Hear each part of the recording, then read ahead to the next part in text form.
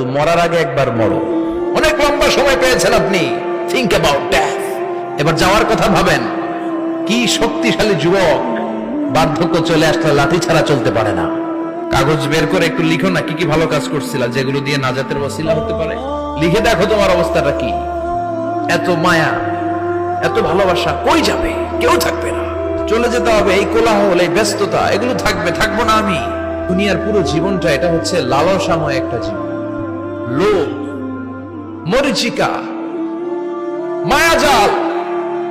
এই মায়াজালে আমরা আটকে আছি, ফলে মৃত্যুর কথা আমরা ভুলে গিয়েছি। পাগলের মতো ছুটছি, আরো টাকা লাগবে, আরো খ্যাতি লাগবে, আরো যশ লাগবে, আরো দাপট লাগবে আমার। এত টাকা দিয়ে কি হবে? এত সম্পদ দিয়ে কি হবে? এত ব্যস্ততা দিয়ে কি হবে তোমার? স্টপ, থামুন, অনেক হয়েছে, আর না। থামুন, take a rest, take a breath and think about death. Think that you have to go back to your Lord. একটু বসেন না, একটু ভাবেন যে আমাকে চলে যেতে হবে, চলে যেতে হবে। এই কোলাহল, এই ব্যস্ততা, এগুলো থাকবে, থাকবো না আমি। সাইয়েদনা ওমর ফারুক বলেছেন, মুতু ক্বাবলা আন তামুতু, মরার আগে একবার মরো। হাসিবু ক্বাবলা আন তুহাসাবু আলাইকুম, তোমার হিসাব নেওয়ার আগে তুমি একবার নিজের হিসাবটা করো না। কাগজ বের করে একটু লিখো না কি কি ভালো কাজ করছিলা, যেগুলো দিয়ে নাজাতের ওসিলা হতে পারে। 1 2 3, আর কি কি আকাম কুকাম করছো দেখো না, লিখে দেখো তোমার অবস্থাটা কি। মরার আগে একবার মরো। মরার আগে খাটের মধ্যে শুয়ে শটান করে চোখ বন্ধ করে একবার মরার ভান করে দেখেন কেমন লাগে। চোখটা বন্ধ করেন আর ভাবেন আপনি নাই, কি কি হতে পারে ভাবেন।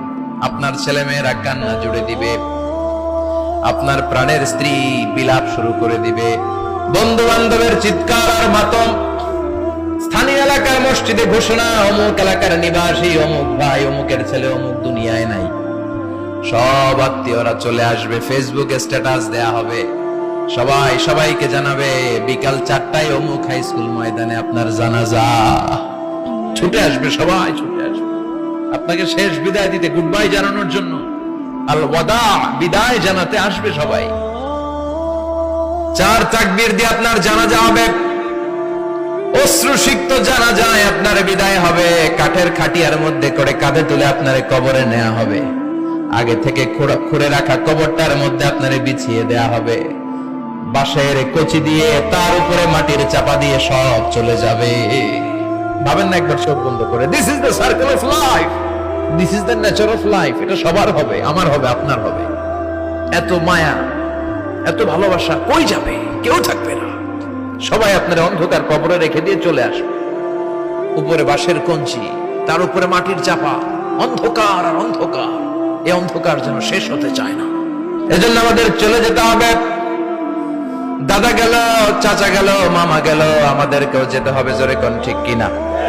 একদিন মাটির ভেতরে হবে ঘরে মন আমার, কেন বন্ধ দালান ঘর, প্রাণ পাখি উড়ে যাবে পিঞ্জর ছেড়ে।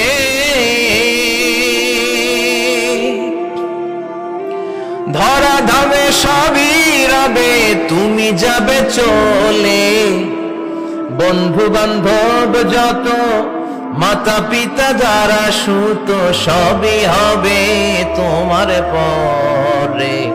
মন আমার কেন বন্ধ দালান ঘর, একদিন মাটির ভেতরে হবে ঘরে মন আমার, কেন বন্ধ দালান ঘর। ঠিক কিনা?